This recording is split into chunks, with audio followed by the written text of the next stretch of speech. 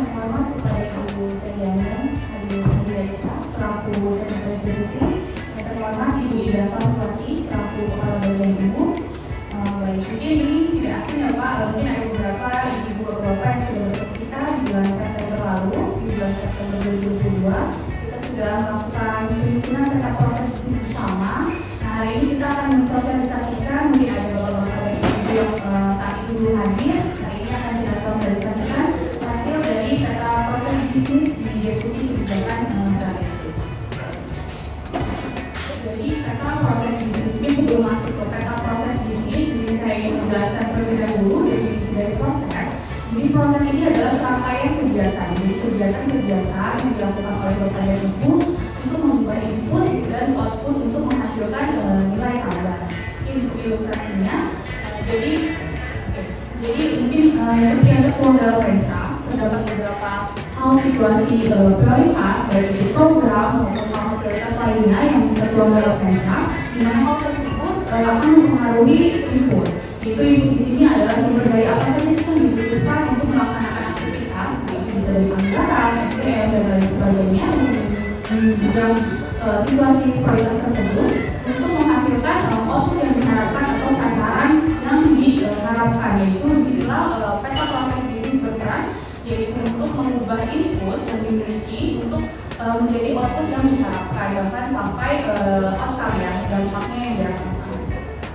Kemudian bagaimana sih hubungan itu antara strategis dengan operasional, di mana kalau strategis biasanya dituangkan dalam PESA itu sifatnya jangka panjang, holistik atau menyeluruh, dan juga banyak program-program prioritas yang perlu dijalankan.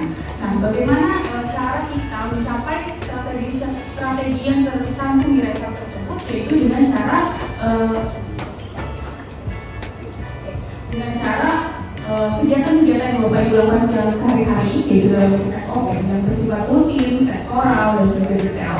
Nah, di sini peta proses bisnis berperan, yaitu menjembatani antara strategi yang bersifat jangka panjang untuk menjadi operasional. Nah, di sini peta proses bisnis berperan yaitu sebagai jembatan. Karena nanti setelah kita menyusun peta proses bisnis, setelah itu akan bisa kita turunkan menjadi SOP. Jadi memang banyak dampak sekali dari peta proses bisnis ini untuk melakukan SOP, evaluasi organisasi, bahkan sampai digitalisasi. Nah, kemudian mungkin ini yang tadi menjadi perdebatan ya, terkait lingkup. Jadi terdapat 4 lingkup untuk kita mendapatkan level peta proses bisnis. Yaitu lingkup pertama ini adalah proses bisnis yang hubungannya ini antara pemerintah pusat dengan pemerintah daerah. Nah, jelaskan ini adalah yang peta proses dengan peta subproses. Jadi peta subproses adalah turunan dari peta proses. Jadi kalau misalnya di BPMN, mungkin peta proses itu adalah level 0. Untuk peta subproses maksudnya untuk peta proses itu level 1, untuk peta subproses itu level 2. Nah, karena kita menggunakan metodologi flow chart, sehingga istilah yang digunakan adalah peta proses dengan peta subproses. Jadi ini mengelompokkan antara proses satu dengan proses yang lainnya. Nah, kemudian setelah kita buat peta proses dan peta subprosesnya, kemudian kita lihat peta relasinya. Siapa sih yang terlibat dalam setiap proses tersebut? Katakanlah terkait dokumen strategis. Siapa sih yang terlibat dalam pengelolaan atau dalam kegiatan dokumen strategis tersebut? Nah, apakah semua direktorat, ataukah menyeluruh direktorat, ataukah melibatkan sekretaris deputi dan lain sebagainya, itu berdasarkan hasil diskusi yang akan kita petakan, yang sudah dipetakan bukan.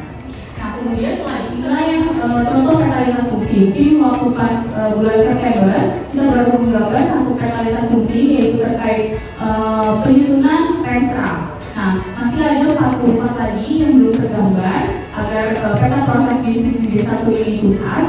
Jadi kita perlu menggambar seluruh peta lintas fungsi yang ada di D1 ini supaya kita bisa lihat bagaimana sih keterkaitan antara direktur satu atau direktur satu dengan direktur lainnya. Nah, di sini pun juga kita bisa menggambarkan atau mention unit kerja di luar D1, katakanlah dari deputi lainnya. Namun karena kita lingkup lagi ada lingkup 4, yaitu lingkup hanya D1, jadi saat kita ada kegiatan eksternal atau ada kegiatan yang berhubungan dengan eksternal, nah itu tidak detailkan bagaimana kegiatannya.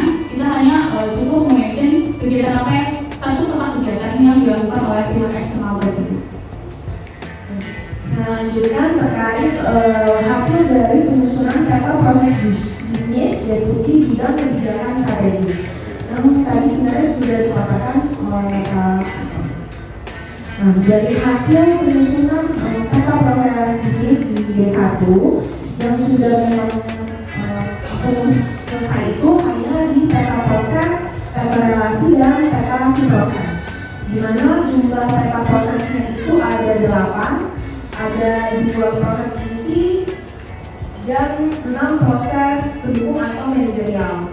Lalu diturunkan ke peta subproses itu ada 23 subproses, dan ada identifikasi 45 judul peta infrastruktur yang sudah diidentifikasi. Nah, di peta relasi yang sudah digambarkan ada 8 sesuai dengan jumlah peta prosesnya.